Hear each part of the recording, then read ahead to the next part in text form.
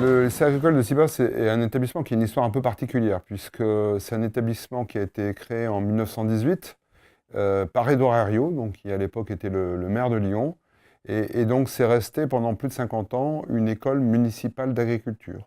Et donc c'est une école qui a été créée au départ pour permettre à des jeunes citadins de pouvoir se former au métier de l'agriculture, au sens large du terme, hein, puisque cette formation abordait vraiment toutes les productions possibles, hein. On parlait d'horticulture, de viticulture, d'élevage, et permettait donc à des gens sur un cursus de 5 ans de pouvoir se former et de devenir des professionnels du monde agricole.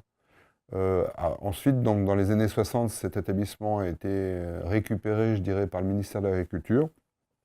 Et donc depuis, nous sommes effectivement un établissement public de l'enseignement agricole, donc rattaché directement au ministère de l'Agriculture. Donc moi, je suis arrivé dans cet établissement en septembre 2011. Au niveau de Sibens, il y avait une chaufferie bois qui était en fonctionnement depuis pas mal d'années, hein, puisque on a une chaufferie qui a été installée aux alentours des années 88-89. Donc effectivement, avec une installation qui fonctionnait, mais qui était quand même assez vieillissante. Et c'est pour ça d'ailleurs que, en concertation, je dirais, en réflexion et en collaboration avec le conseil régional, assez rapidement dès mon arrivée, il a été décidé d'envisager un remplacement de cette chaufferie. Ce sujet-là, on l'a vite traité et on a dit il faut qu'on ait de nouveau une chaufferie bois, hein. On est un établissement d'enseignement agricole, on enseigne dans nos formations toutes les problématiques, je dirais, de respect de l'environnement, d'énergie renouvelable. Et je trouve que ça correspond tout à fait au sens que l'on souhaite mettre en place dans nos établissements. Dans la délégation des lycées, j'ai un budget important puisqu'il fait plus de 500 millions d'euros sur cette région Auvergne-Rhône-Alpes. Un peu plus de 200 millions sont consacrés à l'entretien, à la maintenance et aux restructurations, à l'investissement dans les bâtiments, justement pour permettre à ces bâtiments de bien fonctionner et à nos lycéens de réussir, de s'épanouir. Mais pour resituer un petit peu ce projet aujourd'hui qui est effectivement tout à fait exemplaire, sur ces 200 millions de fonctionnement, on a 50 millions d'euros qui sont consacrés au chauffage et qui sont donc chaque année dépensés par la région par le biais des lycées. Donc vous voyez que l'enjeu il est majeur. Nous avons 580 lycées en tout. Tous ne dépendent pas de la région puisque certains sont privés, donc ils sont aidés mais différemment. Mais sur les 320 lycées publics, il y a donc un enjeu majeur de réduction du gaz à effet de serre et de faire des économies d'énergie et donc d'investir dans des équipements durables. C'est vrai que la région a mis au point un plan énergie des lycées avec des actions tout à fait volontaristes. Et dans plusieurs lycées, une vingtaine de lycées, elle a justement installé des équipements innovants comme celui-ci. Il y a vraiment un enjeu en matière d'investissement et cette part-là est importante, mais il y a aussi l'enjeu en termes de fonctionnement, comme je vous le disais, où là, il y a aussi un certain nombre d'actions qui sont mises en place. Aussi pour que les jeunes prennent conscience de comment avoir de bonnes pratiques et comment faire pour justement économiser l'énergie au quotidien. Donc on a un certain nombre de dispositifs, les agences d'économie d'énergie dans les lycées, qui rendent les lycéens tout à fait actifs dans ce domaine-là. Il y a aussi les lycées éco-responsables, c'est une labellisation avec les rectorats, justement parce qu'on veut rendre les lycéens responsables de leur avenir et de ses effets sur la planète aussi. Donc on a vraiment, en plus de la partie investissement, toute une partie aussi qui est investie dans l'éducation des jeunes pour faciliter justement le rôle du chef d'établissement dans ces domaines-là. Voilà, c'est quelque chose qui nous tient à cœur aussi et qui sera bien sûr renforcé dans les années qui viennent. Alors le lycée de Sibens, c'est un lycée assez important, donc avec 2 chaufferies importantes, une chaufferie fuel, une chaufferie bois. Donc il y avait déjà une chaufferie bois sur le site qui a à peu près 25 ans, ce qui n'était pas courant à l'époque. Mais ça montre bien la volonté de la région de développer un peu la partie biomasse dans l'énergie sur les bâtiments publics. Et la chaufferie arrivait en fin de vie, et d'ailleurs la région avait un peu anticipé ça, et donc le projet a été lancé en 2014, et la chaudière est tombée hors service en 2015. Donc ils avaient plutôt bien vu le moment de la remplacer. Et donc l'objectif de ce projet, c'était de rénover complètement la chaufferie, de repartir sur des équipements neufs et repartir pour, on en espère, 30 ou plus d'années de chauffage au bois. la chaudière bois, de par la nature du combustible et le fonctionnement, c'est des chaudières qui peuvent poser beaucoup plus de problèmes en exploitation, que ce soit sur le convoyage du combustible, du bois vers la chaudière, le fonctionnement de la chaudière en elle-même, l'évacuation des cendres, etc. Il y a pas mal de problématiques, donc c'est pas juste brûler du bois et faire de l'eau chaude avec. Et vraiment, ce qui nous a guidés sur cette mission, c'était essayer au maximum d'avoir une chaufferie qui tourne bien et qui soit facile à exploiter derrière et qu'on n'ait pas trop de panne dessus. Alors, l'entreprise Somessi avait déjà le contrat d'exploitation sur les installations de Sibens. Et ils ont volontiers collaboré avec nous en phase projet pour nous faire part de la connaissance des installations. Donc Julien Péta, qui gérait l'exploitation là-bas, connaît très bien les installations et a une bonne connaissance des chaufferies bois. Et du coup, de son point de vue d'exploitant, de tous les problèmes qu'il peut y avoir derrière en exploitation, des casses de convoyeurs, etc. Donc je me suis pas mal appuyé sur lui en phase projet pour concevoir la chaufferie. Et en phase de consultation, le fait que la Somessi connaisse très bien les installations les a aidés à monter un mémoire technique très complet sur le projet. Et c'est ce qui nous a poussé à les retenir en tant qu'entreprise de travaux pour la rénovation de la chaufferie.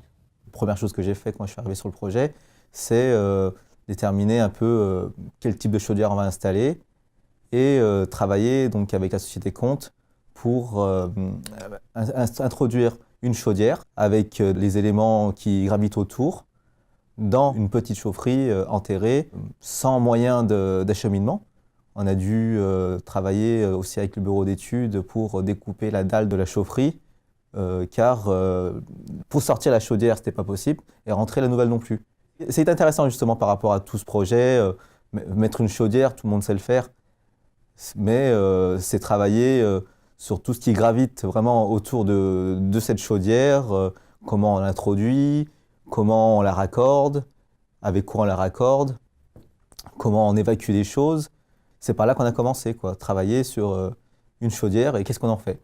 Donc, il nous a fallu 4 mois de fabrication à partir de plans et une étude et une conception pour pouvoir acheminer dans la chaufferie tous les éléments qu'on a assemblés sur place. C'était un chantier qui avait peu de lots par rapport aux travaux, c'est-à-dire qu'on avait un lot de maçonnerie gros œuvre, un lot de serrurerie et ensuite un peu un macro-lot chauffage, électricité, automatisme et tout ce qui tournait autour de la chaufferie bois. Du coup, pour l'entreprise Somessi, ça a été un peu compliqué de gérer tous les sous-traitants qu'ils avaient pour gérer le projet, mais ils s'en sont bien sortis et on va finir le chantier dans les temps et la qualité de réalisation est très bonne. L'approvisionnement de ce type de chaudière et de chaufferie, c'est vrai que c'est un vrai sujet, parce qu'effectivement, c'est une matière première qui a une densité relativement faible, donc ça veut dire que c'est des gros volumes transportés par rapport au tonnage. Ça veut dire qu'on ne peut pas imaginer transporter des plaquettes sur des centaines de kilomètres. Donc effectivement, il faut vraiment pouvoir avoir un approvisionnement, on va dire, local. Alors c'est vrai que nous, dans cette région, il y a un potentiel, il y a un potentiel de développement de cette filière.